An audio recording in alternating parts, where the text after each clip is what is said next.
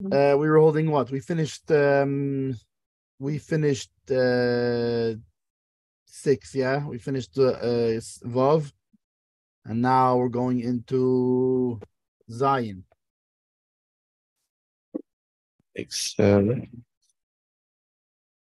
Okay, so introduction to Zion.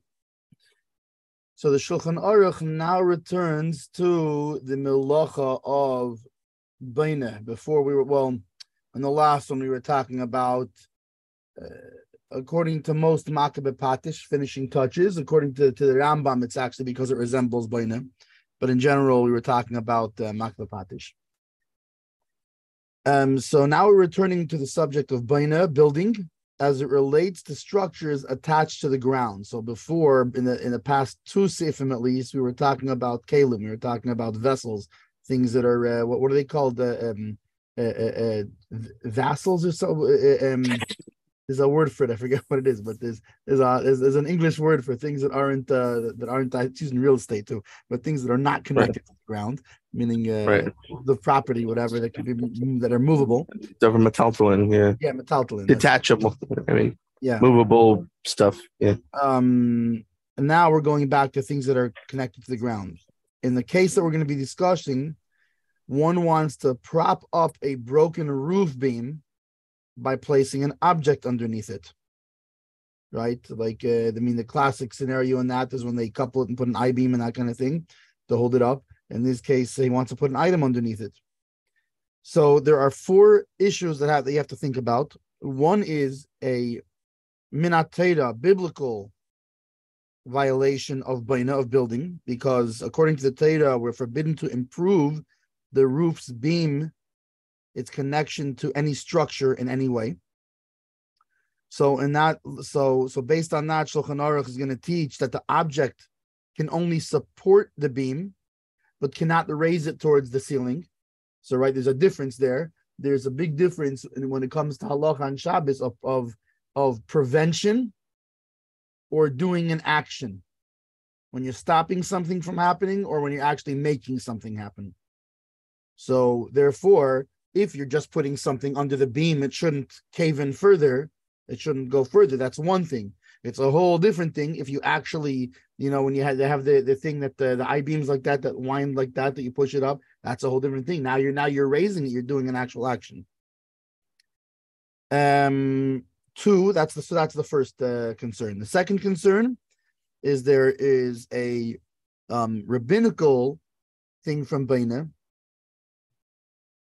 A rabbinical corollary of Baina, that the opening passage of this chapter taught that temporarily joining an object to a structure is sometimes a problem. Why? Because it gives the impression of Baina. Right? We had this all the way in the beginning when we were talking about the windows, locks, and these kind of things, that they're not actually Baina, but they do give an impression of Baina, perhaps. So that's another possible issue.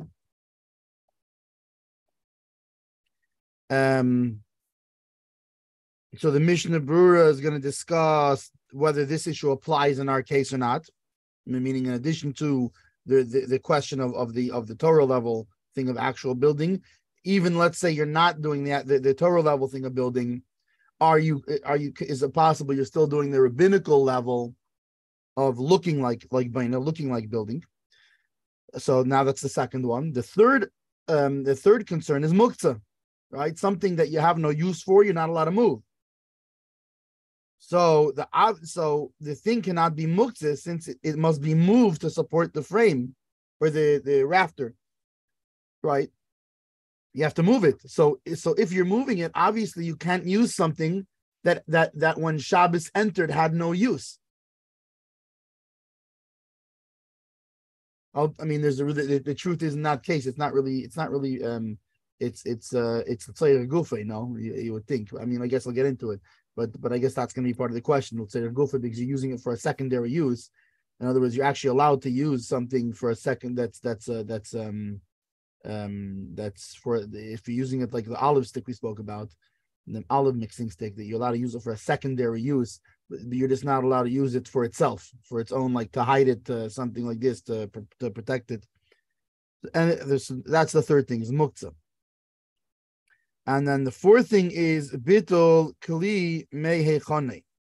That rabbinical law forbids putting a non-muktzah kli in a position that prevents someone from being able to move it. This is called bittul kli mehechane, negating a utensil's use, right? Because why is the whole reason that this vessel is not muktzah? The whole reason this vessel is not muktzah is because it has a use. The second you put it somewhere where you can't move it, it's impossible to move it. You've just now negated its use. It no longer has, even though when Shabbos came in, it had a valid use. But now now in the lock, it's a different story. Because when you use the olive, to use a rod or something like this, you could still technically pull it out of the lock and use it for its main use.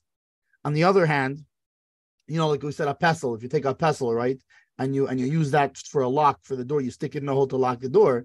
Okay, you can still, as a matter of fact, it's the whole reason that it's not muktzah that it doesn't have as much of an impression of building is because it's a vessel, and people assume you're going to take it out and use it for its use. But when you're putting it in such a situation where you can't move it, now this thing has no use no longer. So Shulchan Aruch will therefore forbid tightly jamming the object into place to the point where it cannot be removed from under the rafter, meaning we already said that minat Torah, you can't lift it.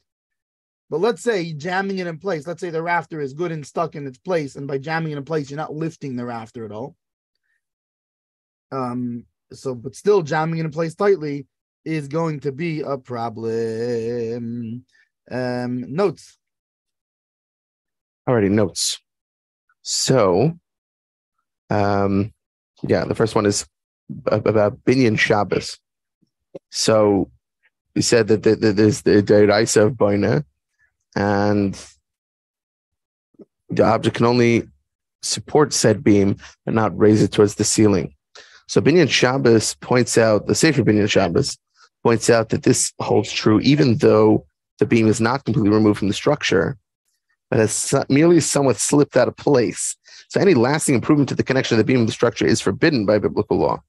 Again, we're not talking about popping it back into place. We're just talking about supporting it so it doesn't completely slip out. Right. This is unlike the door of a kli that somewhat slipped out of place, which was discussed back in Hay. The laws of Bain are far more stringent with respect to a structure that is attached to the ground. Say a door that came out is actually more makel, even though your mom is putting it back into place. Right. We said the other way around. So long as it is not completely slipped out, it's still considered in. Right. But here, where something is mechubad lakarka, it's much more.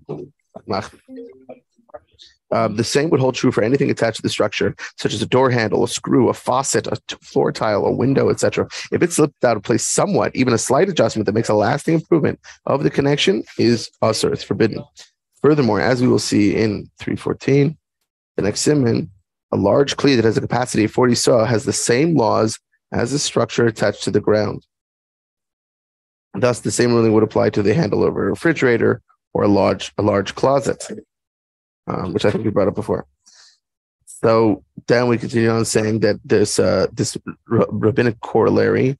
You have, this mechzei keboina. It seems like boina. So the rabbis were like, yeah, it's just too similar. It's biblically forbidden to join an object to a structure while intending to subordinate it to the structure and leave it in place indefinitely. Rabbinic law forbids temporarily joining an object to the structure unless it is clear that one does not intend to leave it there indefinitely. Right. So there's the issue of it being there indefinitely, which is a biblical issue. Well, you're doing a permanent, looking like it's there indefinitely, and that's a rabbinical thing, even though it's not actually there indefinitely. A permanent improvement versus, it's not a permanent improvement. It's very clear that it's not. Yeah. So then we said so this bittul kli mehechanai. So the Rishonim offer various reasons for the prohibition for this prohibition. Rashi explains that immobilizing utensil is akin to cementing it in place, which resembles a malacha. And the Bach says which malacha? It's boina. It resembles boina. Rashi elsewhere as well as the Rambam explained that negating utensils use is similar to destroying it and is thus rabbinically forbidden form of soiser, demolishing. So it's not about building. It's about removal. It's destroying. For possible resolutions of this apparent machlokes, see the Pnei Yeshua and the Chassam Sefer. So now one might ask, "Ooh, the Pnei Yeshua. We haven't heard from him for a while." Yeah, it's like, one might ask, since Rashi maintains that the malachas of Baina and Seisa do not apply to Kalim, why should these rabbinic forms of malacha affect Kalim? Bechlal, Baina and Seisa don't apply to Kalim. So why suddenly the Rabbanon, it does? So Minchas Ariel states that with regards to Baina, Rashi would agree that attaching to the Kli to the ground is a violation of the malacha. And with regard to Seisa, Rashi in those places is invariably explaining statements made by the disciples of Rav, who hold in Masechel Shabbos that these malachas do apply to Kalim.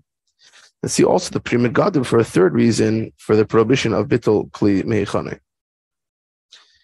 And then finally, the last note is just that we'll see later in the Mishna Berura. Okay, right. Yeah. Okay, so Mechaber Zayin. A beam that is broken, mutar lisamcha ba'aruchais hamita shehem kli. So you're allowed to rest it on the aruchais means actually on the long ones, but it means the long posts from a bed, which are a kli, right? They are a vessel. They're not they're not a mechubah l'karka thing. They're a vessel. Yeah. Not in order to raise it up, right? That you're not allowed to be doing. The im kain havilei baina, because if you raise the beam, then you're doing actual building. You're doing actual baina. Elo kedesha loy tated yaser, but to prevent it from falling further. V'hu sheyiyu refuyim, and this is so long as they're loose. Sheyuchal litlam kishayirtze, that he would able to remove it whenever he wants. Avol in mahad kamisham, but if he wedges it there, also this is not allowed. Like we said before, that now you're making it something that's not able to be removed, and you're removing it from being a kli at that point. What's interesting is we know, like for example, by Shabbos, right? By cooking. So we spoke about the idea that if an oven's on a timer, you're not allowed to put food in there knowing that the timer is going to go on and cook it. So the question, I guess, would be, what if you know the beam's going to, in other words, you're putting it there to prevent the beam from falling further, right? Okay, but by falling further, is that not going to wedge now it's going to fall, it's going to rest on the thing, even though it wasn't wedged before, but now it's going to be wedged. I don't know if that's an issue or not. Yeah, but preventing, that's the whole thing we actually, you and I heard about last night in a different class, right, with regards to even by Bishul, Menias preventing something from being destroyed, meaning preventing it from the food being burnt. That's not Bishul. You're not actively changing the thing. Right, but there's so a here, what's the difference? In other words, in relation to the beam on the roof, Taka, you're right. You're preventing the beam. I'm talking about, but you're actively wedging the thing now. even though as relation to the beam that's coming down, it's prevention, but you're not allowed. But you're not allowed. But it has to be in a way that it can be removed. Right. If that beam's going to settle more, it's gonna now tighten it, and now you won't be able to remove it. So that's why in relation to the thing, it's going to be a problem.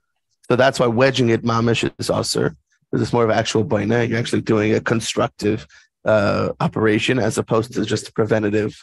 As opposed to something that will just catch the thing. But you're actually it's going to be wedged. I'm not mitzad the beam, it's no problem. You're just preventing it from falling. It's fine. If something falls on it, that's not a problem. But you're putting it there knowing it's going to fall on it. Anyways, I don't know if that's a concern here, because in other words, right now we're talking in relation to the beam. So in relation to the beam, putting it there, you're just preventing it from settling. But in relation to the bottom thing you're putting under it, you're causing it to be wedged. That's not prevention. Anyways, I don't know. It's just a thought. Mishna Berura, Let's see. Mishna Berura is going to be Mem Tes 49. So he said Shehem Kli, right? We're talking about these bedposts, that they are a vessel. However,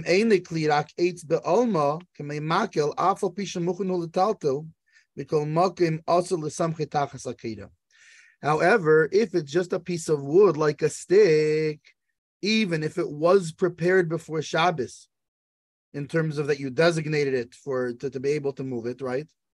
You can still not use it to put under this beam. Why? The dami lebeina. Because it's simply because our whole problem here is not if you're doing baina or not, if it looks like baina. So the bedpost, it looks like a bedpost.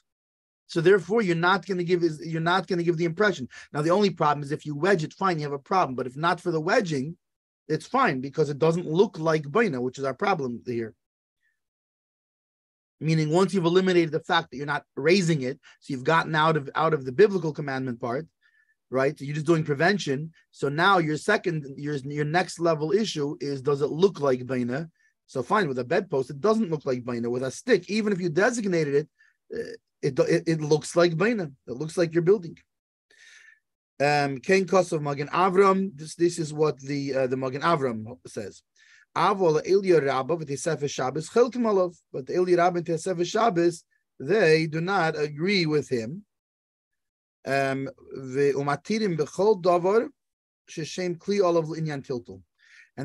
allow anything that is called the kli in terms of being able to move it, meaning if it has been taken out of, now it's interesting how he's going through the levels of concern, right? As long as you don't have the concern of muktzah, because then you have a concern of muktzah, that's another concern. But if you've designated it before Shabbos, you have no concern of muktzah. They're not concerned with the fact that it's a stick and it doesn't look like they're less concerned with that. Why? Because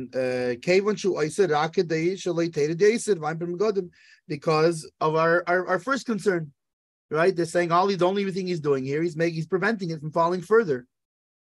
Which I guess in that case they're saying that it doesn't look that much like bain in the first place, because you're preventing it from going down.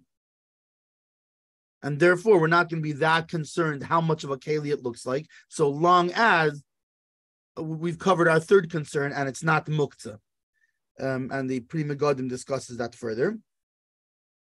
Nun 50. You don't want to do the notes first? I guess let's do the notes first. Okay, so right, yeah. We're still yeah, fine. Okay, so with regards to that, it resembles boina.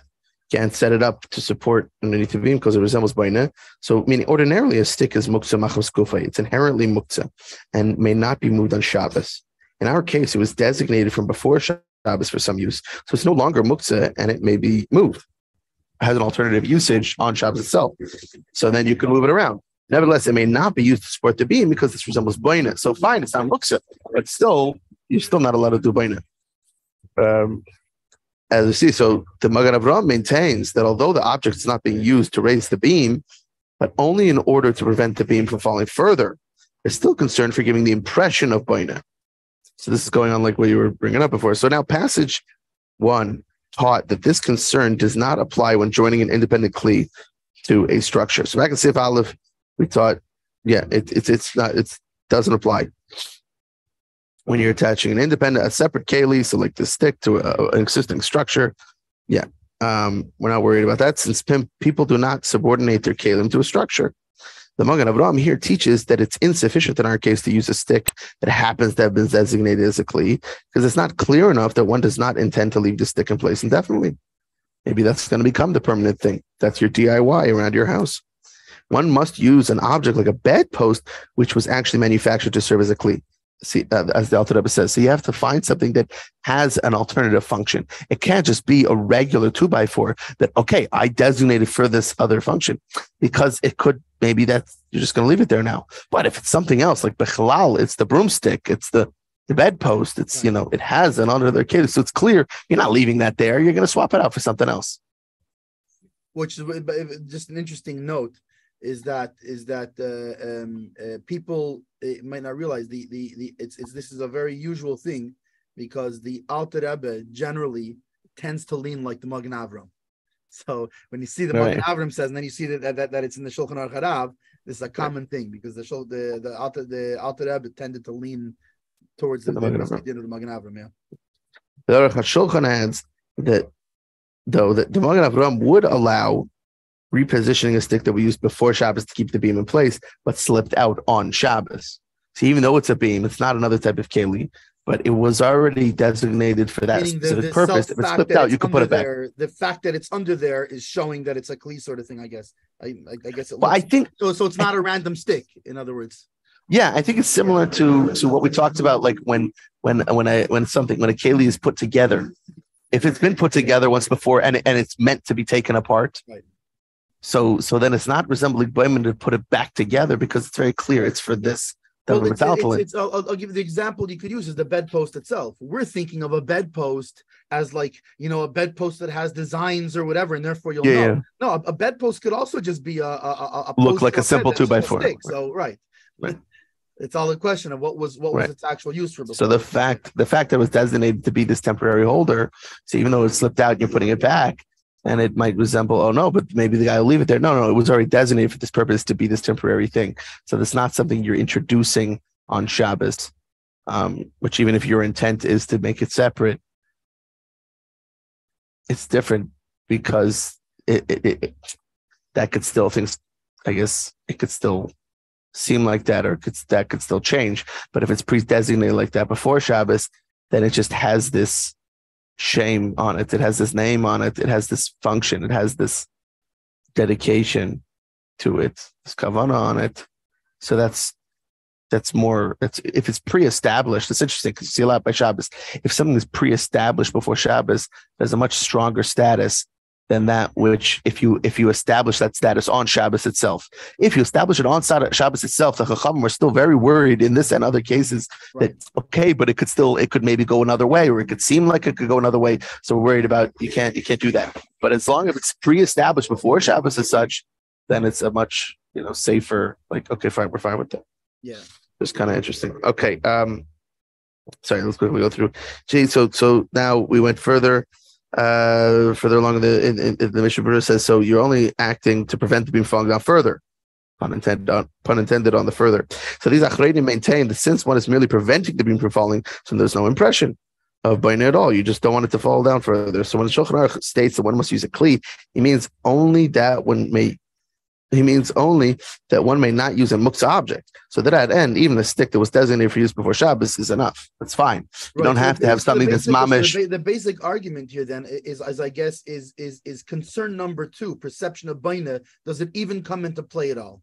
That according to the Magen Avram and the Alter Rebbe, yes, it does come into play, and we have that concern. According to those that dissent, that's actually not a concern. Being that you're only using it to prevent it, there is no concern in the first place of it looking like baina. There is only the concern of it muktzah.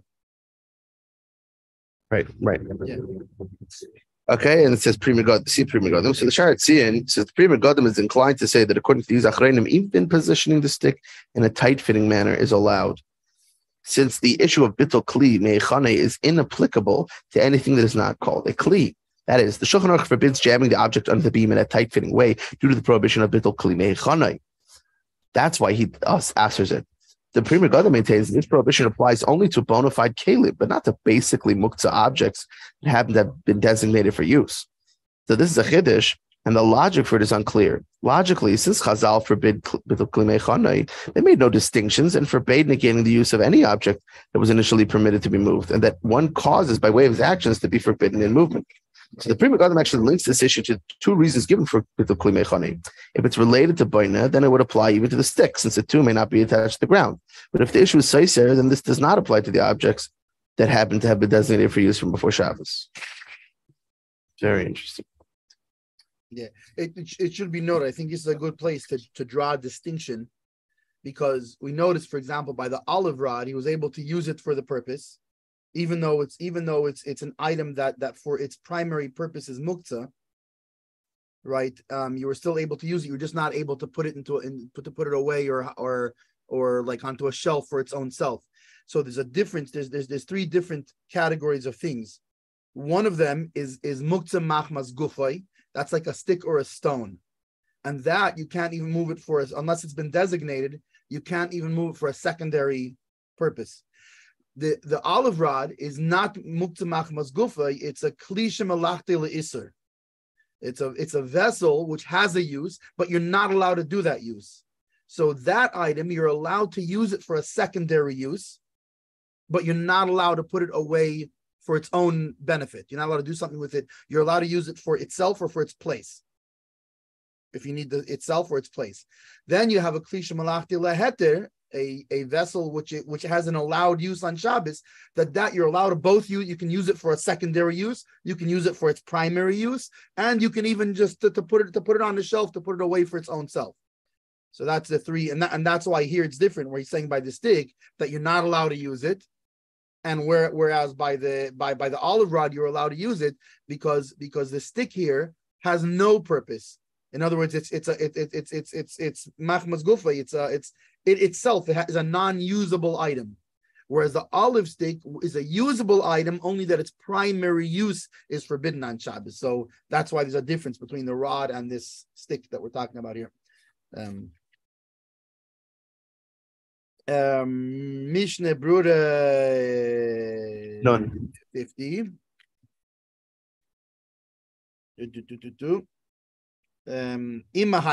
Now, so we said that's so long as he puts it loosely. However, if he wedges it, hatam, the mevato kli meichanim, like we just said, that what's the reason is that he is nullifying the use of the item by the fact that it's stuck there and it cannot be used.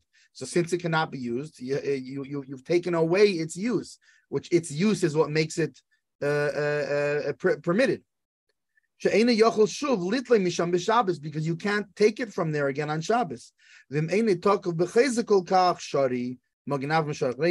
if it is not stuck there so strongly, meaning that you could maybe say it takes a little bit of, basically what he's saying is, if it's stuck so strongly that you can't pull it out of there, then you've nullified its use. But if you can pull it out, even if it takes a little bit of elbow grease, but then technically you can use it, even if you have to pull it out, if it's a little bit stuck there, and then you're allowed to use it. So says the Magen Avram and other Achreinim notes. Okay, so the prohibition of the kli meichana definitely applies if the kli is immobilized for the duration of Shabbos. There's shouldn't debate whether it applies even if the kli will be immobilized for but a short time during Shabbos, so that this hold is not going to last. So that if the Rosh and the Torah maintain that it is entirely permitted, the Ran and the Rashba rule that it's permitted only in order to prevent significant financial loss. It's only have Siman, and we'll see the Mishnah Berura later about this. So in any event, or earlier, sorry, we saw it earlier apparently. In any event, all would agree that one may position the bedpost under the beam if it can be removed at any point during Shabbos, either because this is entirely permitted or because this is to prevent loss of the beam. See next footnote, which we will do now. So as it says, so it seems there's no need for one to actually remove the bedpost from under the beam during Shabbos, as long as one can remove it. It's not that you will or you have to do so. As long as the ability is to remove it, there's no issue of bittul kli meichana. And for discussion, we will see the Alter Rebbe in his Shulchan, and also the Megillah Sefer talks about it. Okay, which we'll get to now. Yeah. Seif 8. Yes. So before we were talking about the makeshift maintenance of a fallen beam, right, preventing it from falling. Now the Shulchan Aruch is going to discuss a halacha that relates to so we were talking about mechuber l'karka, about repairing something that's a structure, a structure that's on the ground. Either a beam to a house, or alternatively, like we said, or a refrigerator and things like this that are over 40 saw also count. And now we're going to talk about interim repair of a kli, of a vessel, not a structure. Ches.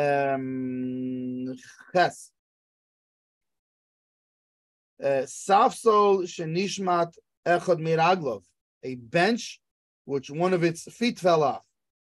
Also, you cannot put it back in its place. Al safsal acher. And you cannot take. No, so that's another thing. We're right. Another thing is you can not only cannot replace the leg, so you can't take, like, for example, if you're going to take the where that leg is missing and put it on top of a bench near it to support that because that way the legs from the other bench will support it essentially. If the other benches support well, there's a yesh mishmachmir such, meaning there's those that allow it. But there are those that are machmir and say even leaning is okay. So basically, the leg, he's saying, it looks like he's saying anyway that the leg you cannot put it back in its place. However, you can put it on another bench. However, there are those that forbid leaning it on the bench.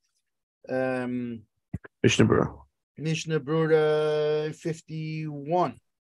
Right, to put the leg back into its place. Even if you're putting it in a way that it's loose, that it's not wedged or attached. Because we're worried that you're gonna put, this is actually how I actually have an IKEA table that's made like this. That it has legs in it, right? And then there's a nut, there's a screw and a nut that tightens it. Now, let's say it fell out. So he's saying you can't put it back in because now you're worried that I'm going to put in the thing and put in the screw.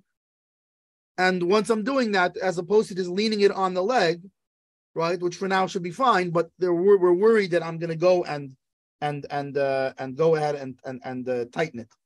Or back in those days, maybe it wasn't a screw with a nut. Maybe you would. It's a hole, right? The hole that goes into where the table is, and you knock a peg into it to keep it a wooden peg. Sense. You might wedge it in with a peg. You might come to do it in a way that's not permitted once you're doing it loosely. Remember, when we say wedge, we're talking about the Chazal definition of wedge, which is it's a connection that makes things one. Yeah. Yeah. Or whatever it is, according to the Alter Rebbe, that it's tight fitting. You can't. It's hard to remove it. Is right. What kind of removability it takes? Which again, things like screws are proper. Yeah. Right. And in this case, according to both, whichever way you want to look at it, it checks both of those tick boxes. Yeah. Right.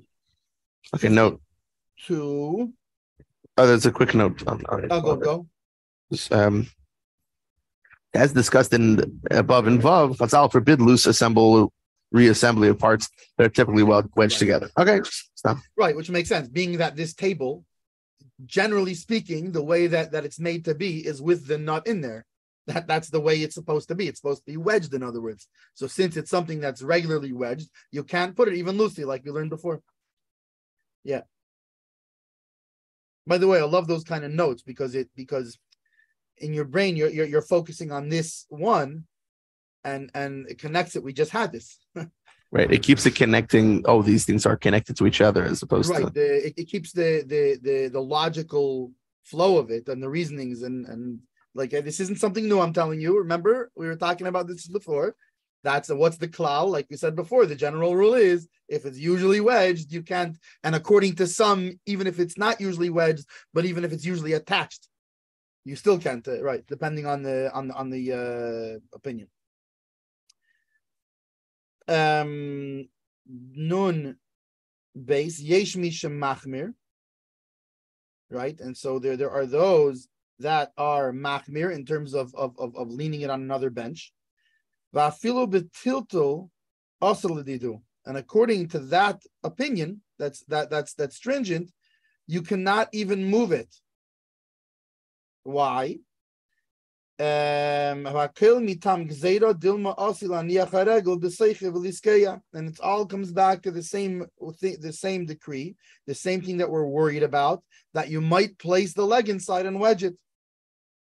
Meaning, it's not just about if you're sticking the leg inside. It's once you're dealing with this thing of trying to steady this bench that's missing a leg, you're gonna come to forget yourself and put the leg in and wedge it.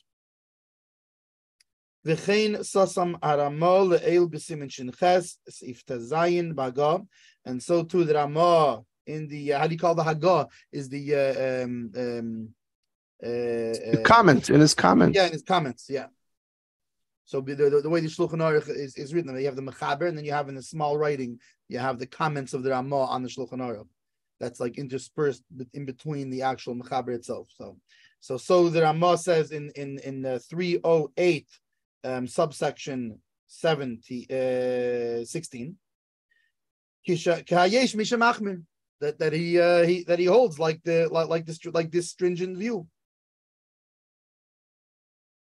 Right, but it doesn't seem to say it is yesh mishamachshir. He just holds.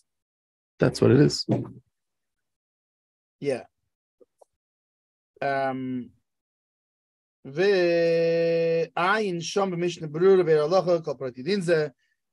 can look further in the Mishnah Berura and the Beir Halacha to see the Chafetz Chaim's explanation on all of these things more in detail over there, where it's talking about these things. Which the notes might say. Okay, so first of all, we're saying that it's machmir, even moving it, it's usher according to this yesh mishamachshir machmir. Shasharat Tzion on the rules categorically, the one may not move a stove whose legs slipped out. Whereas here, with regards to the bench, he states only that some are stringent in this regard. So see the Beis Yosef. Oh. Yeah, it's off. Thanks. Sorry. See the Beis Yosef. Beis Yosef cites Trubas Hadeshin, who initially suggests a distinction between the stove, which is non-functional without its leg, and the bench, which can be rested upon another bench. Trubas Hadeshin is more inclined to say, however, that the stove too could be stood up if it's missing only one leg, and the Gemara forbids moving it in that case as well. Accordingly, the same would apply to the bench. Trubas Hadeshin concludes that one should be stringent in this manner, and that is the source of Shulchan Aruch's statement here. So then we further said that all because you might place it in the leg inside and then end up wedging it. So note that Chazal imposed a decree against moving a broken kli that's still functional only if making use of it in its current state is somewhat difficult or inconvenient, as in our case, where one would have to lean the bench against another. However, making use of the kli poses no particular difficulty, meaning a kli whose door fell off. Then one can move it and use it as usual. Right. And the Shulchan Zalman Auerbach points that out. Makes sense. Right. So alternatively, in this case, let's say you have a bench that has, legs on the side and further legs in the middle, and one of the middle legs came out and it's still completely usable. This problem doesn't, you don't have such a problem. Right. So the Ramah said, so he said that the Ramah rules according to this Machmir. So the Ramah simply states this is the halacha without saying that it's a yesh machmir. And the Ramah thus maintains that this is the practical law. So here's an afkamina you could say between Ashkenazim and Sfardim. Sfardim would have what to rely on. Say, okay, you could use it. Okay, we could be machmir, but okay. Right. Bottom line, the mechaber paskins, it's fine. In a time of need or whatever it is. Have some ruba or like I said, otherwise, yeah. Whereas Ashkenazim wouldn't be able to do that. The Ramah says no. This is halacha. Now that we said, see the Mishnah and Beir Halacha for details.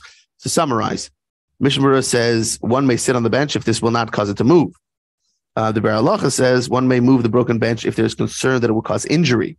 In that case, one may even move it over to a second bench that will support it, and one may then sit on it provided it will not cause it to move. In some cases, the Mishnah Berura says there's no concern for fixing the bench on Shabbos and it could be moved.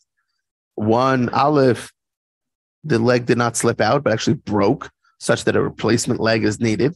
Or Bays, the leg is no longer available. So it slipped out, but maybe the dog ran off with it or whatever. Kids were playing with it. Right. You can't find it. Being that the whole concern, this hinges on his reasoning, because being that the whole concern, you can't wedge it in. Right. You're not going to be able to wedge it back into place. It's the same reason you're gonna take the leg and come to wedge it in, because you're trying to use this bench. You're gonna come, okay, if you don't have the leg, this whole or if the leg is broken, mamish, this whole concern goes out the window. What reason do you have to wedge it in? There's no point of wedging it in.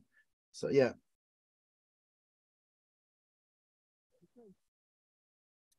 53, Mishnah Berura 53. Mishna Berura 53. V'ayin la'el simin shinches, and see above in 308. Hainu d'sham neveir, that there it is explained im yoshav al hakvar kach pam echad mibe'ed yom k'shei samach al tzaf salacher, that if he sat on it already one time when before Shabbos, meaning we're talking about at this point if on Shabbos.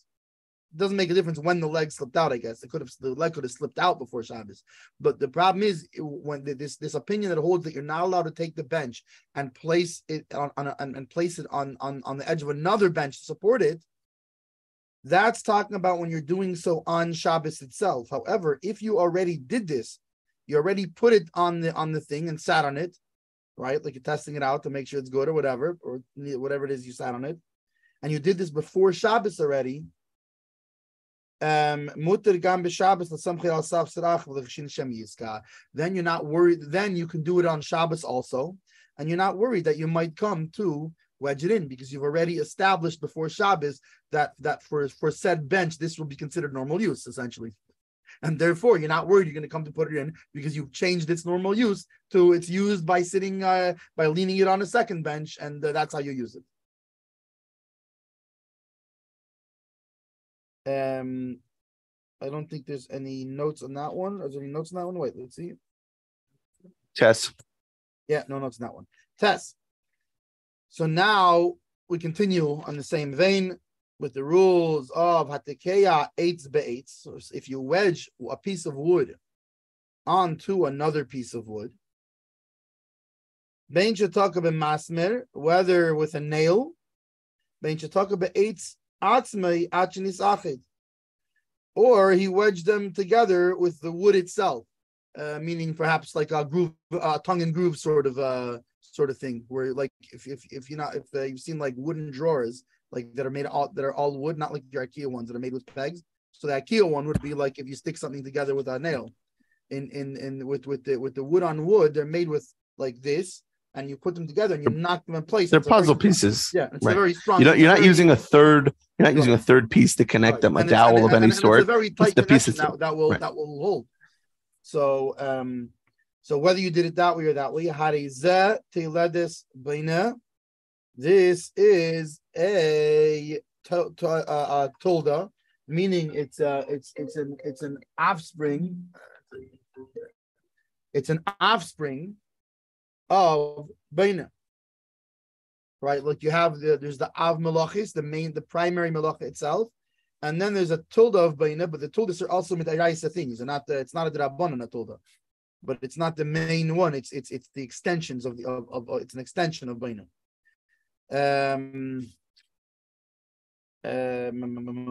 Nun Dalid Mishna Berura 54. Be'etz atzmei. So he said if you do it either with a nail or with the wood itself. Bein bevinyon or bein bekli. Where this is whether a structure or a vessel. In both cases.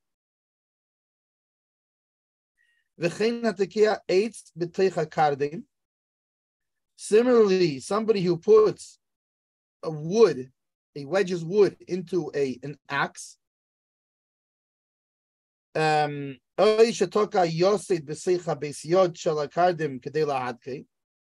alternatively, he wedges a peg into the handle of the axe to fasten it. Meaning, same two ideas. If you're putting like to make a handle into the axe, right? So whether you wedge it into the axe by itself, that it's a piece of wood that's tight, and when you knock it into the axe, it's going to hold. Or whether you use a peg to secure it. Doesn't make a difference whether you're using a peg or wedging it with its own tightness. Same thing. V'chein, and so too, hamifarik eitz takua. Similarly, the other way around. If you pull apart a piece of wood that was wedged in either of these ways, whether with a peg, whether by itself, chayav mishum seiser. So he is chayav, meaning he is chayav. It would seem midairaisa from the Torah he's chayav, right? For seiser, which is demolishing. meaning it's the opposite of building. It's unbuilding. And this comes from the Rambam, that this is if you have it hinges on having had the intention to make an improvement. So I don't know, maybe we'll explain the notes, but meaning as opposed to you needed you wanted the handle to prop up your ceiling beam or something like that. You needed the handle for something else. This is provided that meaning I don't know about midrabanan at this point, but as far as the midoraisa, as far as the Torah prohibition, violating the Torah prohibition, one of the things that's required is that you intended it. There has to be intent. So therefore, to have trespass, transgressed. I got the word eventually.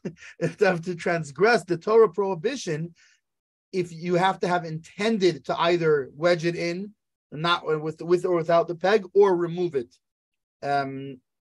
Otherwise, it's at least on the level of a Torah prohibition, you have not transgressed. Okay, I'm going to read a little bit on the quicker side so that we can finish the Siman before 11 o'clock, before I have to go. So, Sharat Tzion, we have previously mentioned that the Malacha of Baina certainly applies to structures that are attached to the ground. And there's a machlokes among the Rishonim as to whether it applies to Kelim in some cases or not at all. The Mishnah Berura teaches us here that when the Shulchan Aruch states the wedging the part together as a tolda of Baina, he refers also to parts of the Kli, in accordance with those who maintain that the Malacha does apply to Kelim. We know this because the Shulchan Aruch's ruling is a quote of the Rambam. See the Maggid Mishna to the Rambam there, who states that his source is the case of inserting the leg of a bed into bed sockets. The Gemara Shabbos, Berura also references that Gemara as the source for this ruling, and there it is a kli. Right, as we already said before, that bed pieces are a kli. Like the bed post, so, yeah. Thus, the Rambam holds that the Malacha of Baina applies to Kelim as well.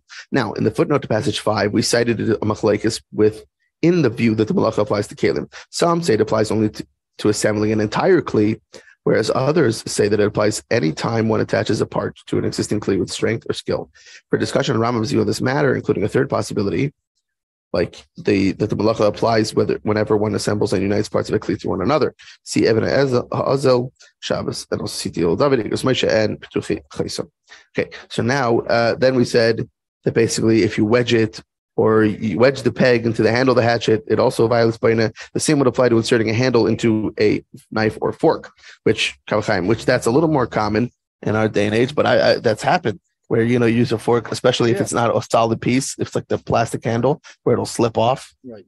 And serving utensils. And that's an important note, because we think of an axe, we think, it's like a thing for a construction device. Right? No, this applies to any home device also that has a handle. Same thing. Right. We're obviously talking about an axe you could use on Shabbos. You use it to chop your coconuts or something, because this wouldn't even be a shayla. It'd be muktzah if you didn't have any usage for Shabbos. Who's touching it? Why would you put a handle back in the axe? Why would you fix the axe at all? The whole thing would be muktzah. So we're talking about an axe that you would have some use for Shabbos. You chop watermelons with it. I don't know, but here, yeah. So for example, but modern day, yeah. It happens to me. I had this ladle that the handle would pop off. So that's a big problem. Can't be wedging it.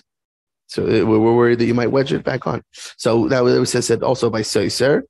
The Rambam says his kavanah has to be improvement. Because in order to be liable on a biblical level for performing any one of the 39 malachas, even Soiser, the act has to be for a constructive purpose. Meaning I'm demolishing in order to make it better, to build it somehow, to do something constructive. Right. The classic example was when you're putting out a fire, it has to be that you're doing it for the, like that you're doing it for I want the ash. The ash, rather than just to save the oil. You're doing it for an actual thing. Yeah. Right. I want something out of it, but if it's purely destructive, I'm just destroying this to make space, or I just want it out of the way, etc. But performing the malacha, it's us or only the rabbanim, as you brought up. Hold on. Okay. Test. Okay. I mean, you. So now Yud is going to talk about a case in which a courtyard became muddy, and the owner of the courtyard wants to scatter a substance over its surface so that to prevent slippage or soiling of clothing.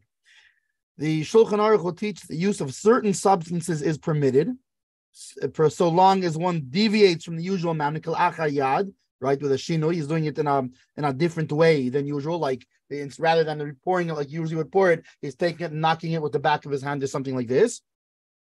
And the Mishnah Berura will explain the reason behind this. The Mishnah Berura will add that that use of other substances is categorically forbidden due to prohibition against leveling the ground. That these are substances that level the ground, and therefore, besides for just scattering the thing, you also have the problem of your of leveling the ground.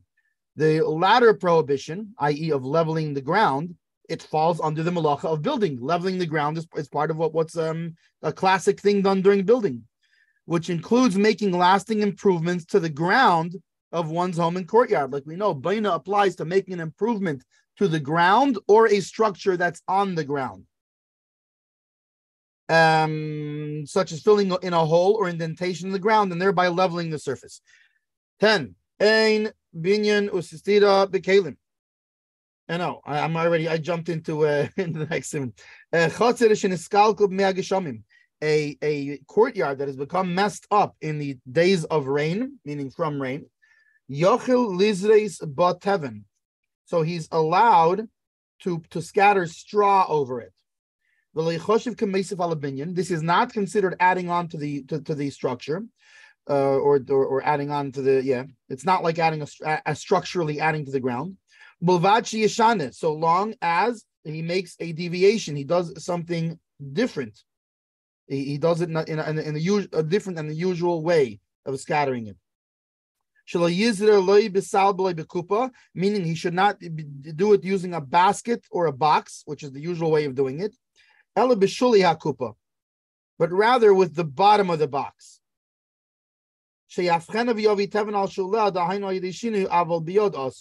That meaning that he should put it on, he should turn the box upside down, put the straw on the bottom of the box, of the upside down box, and then he's scattering it with a deviation, meaning he's kind of like, rather than pouring it out from a box, that you can't do that, and you also can't do it with your hand, which is usual. So he's putting it on the bottom of an overturned box and like shaking it off from the top of that, which is a different way than usual of doing it. Mishnah Berura.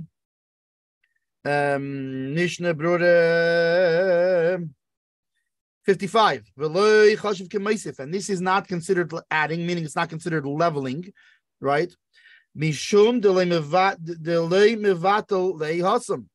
Why? Because you're not mevatel, you don't subordinate the straw to the ground. It's not an item that you subordinate to the ground. Why? Because it has other purposes that it's usable for, right? Either to feed animals or to make mortar out of it.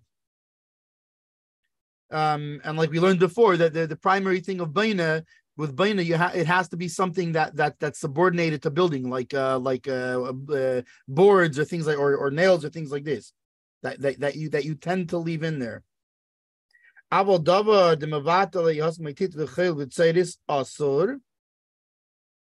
The ika mishum ashvui gomes. Right. However, something that one does tend to subordinate to the ground, meaning he tends to leave there. You tend to use it as part of the building, like mortar, sand, pebbles. This you would not allow to do because it's a prohibition of leveling the holes. But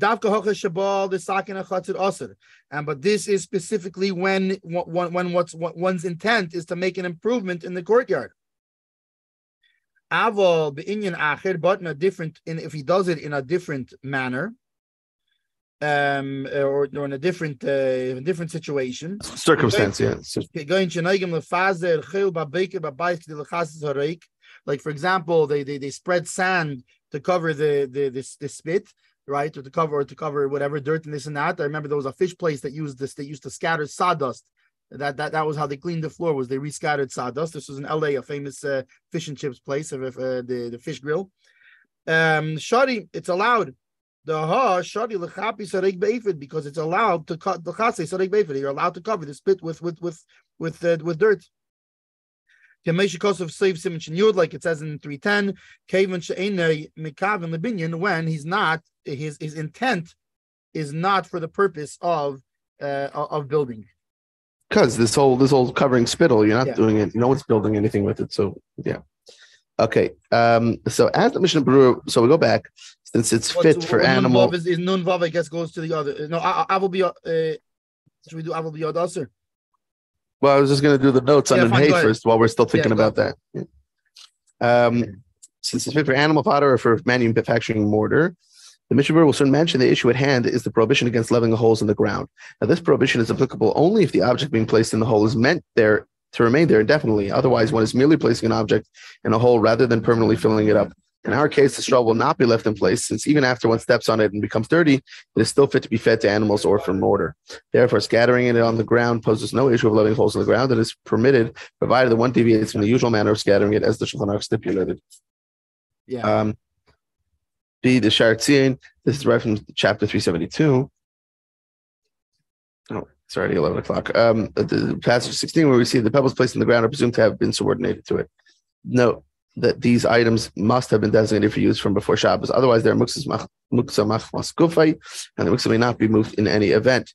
This is taken from the Magen Avraham. Shulchan Aruch, however, seems to imply there's a different concern, since he stated that scattering straw poses no concern for adding to a structure, thus implying the use of a mortar or the like would be considered adding to the structure. Thus, placing a substance on the ground in order to be able to walk there without slipping and hurting one's garments, or planning to leave the substance there indefinitely is forbidden under boina, because it improves the ground irrespective of leveling holes in the ground. Indeed, Bach mentions that putting these substances down is forbidden both because one is adding to the structure and due to leveling the ground. And Rabbi Akiva Eiger notes this point in his glosses to Magen Avraham.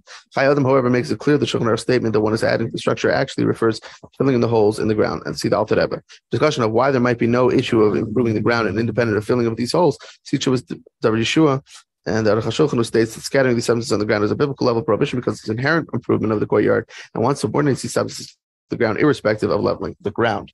Hold on a second. I just got to do something. Sorry.